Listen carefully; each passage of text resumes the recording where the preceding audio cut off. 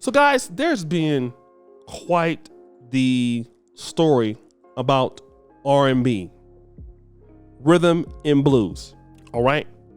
Now, I want to talk about, Diddy. He's been getting this started on Instagram Live, and they wanted to address who killed R&B.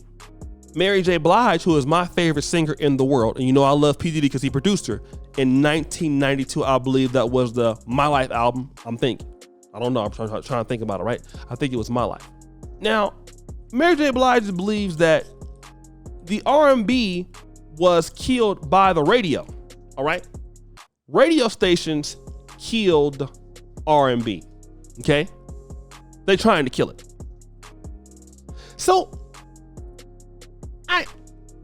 I'm trying to figure out how is that the case, because people, and most of R&B has to deal with like love music. Let's just talk about in the early 90s. Let's deal with the 80s, right? 80s, toward the end of the 80s, we had New Edition. We had Guy. Okay? Then towards the 90s, H-Town. Then Jodeci. Okay? People like that. Then we got Belle Biv DeVoe, which was a spinoff of New Edition around that same time era. Then you had groups like SWV, ladies like that.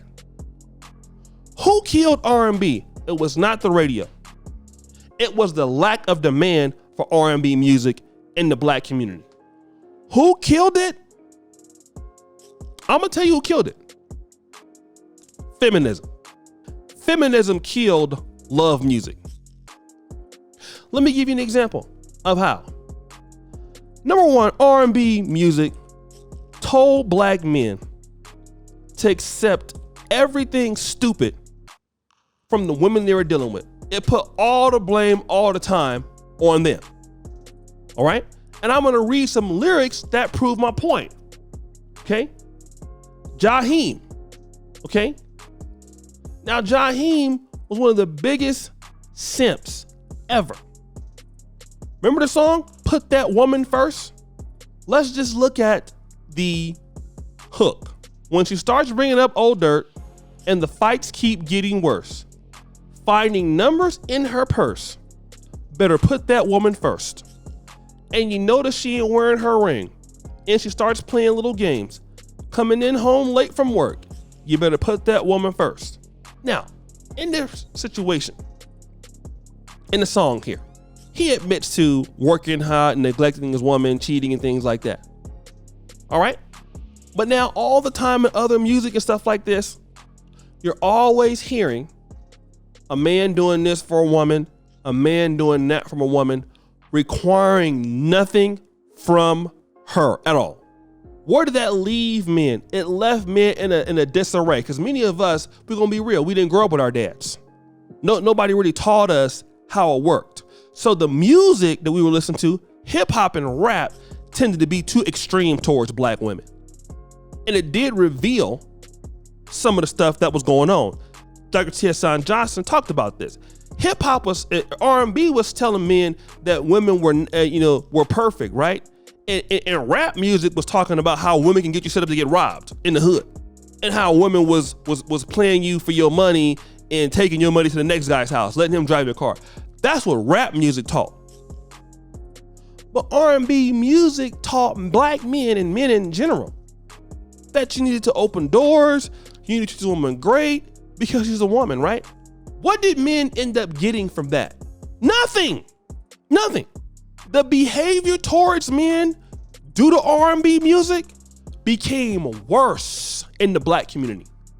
You had all these singers from the 70s talking about how much they love black women. Barry White, okay? You had guys, the Temptations in the 60s, people like that. Teddy Pendergrass, how much they love black women. You know what happened with R&B music? The feminists started coming for black men. No matter how much these guys tried to love these ladies, and even remember in early 80s, 90s. Look how the music was. Father MC, Heavy D. What you do for me, Do For Me, like those kind of songs, those songs had a lot of respect for women in that time. And the respect for men got worse.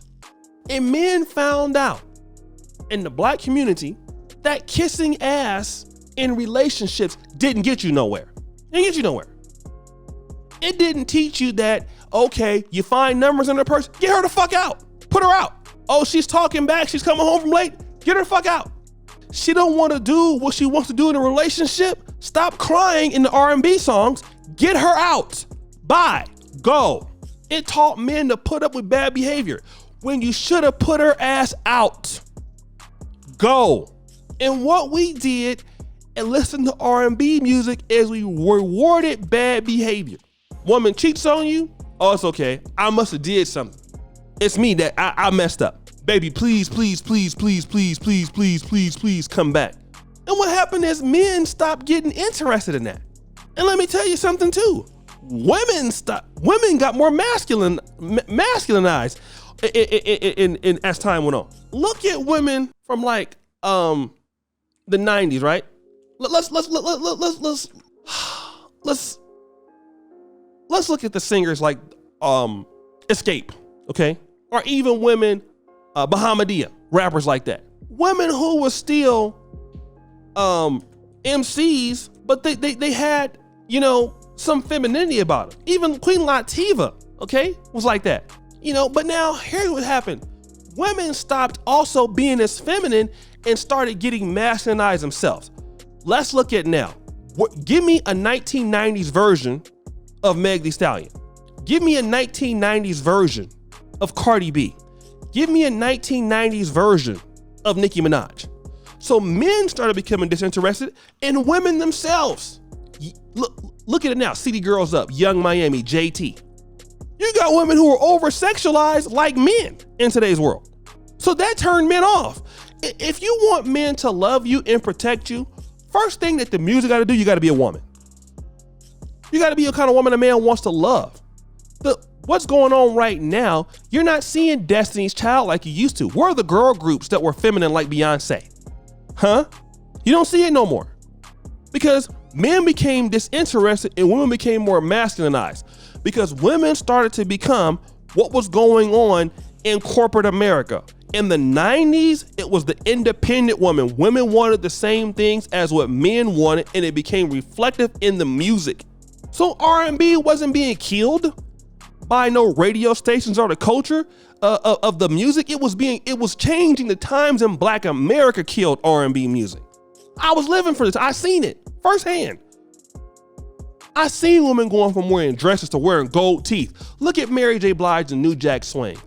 Women in the 80s, look at Mary J. Blige in the 1989 Father MC video. She sung background, right? I'll Do For You. Go look at her how she dressed in that video, right? Go look at Mary J. Blige and transition that to the What's the 411? My Life. Mary J. Blige is wearing jeans like dudes, overalls and stuff. Women started joining hip hop like wearing Jordans and stuff. They become more masculinized. Women wasn't acting like they was acting like in the 80s, all right? And their mentality towards dudes was, look, I need you to do this for me, pay my bills, all this stuff, I'm gonna do this.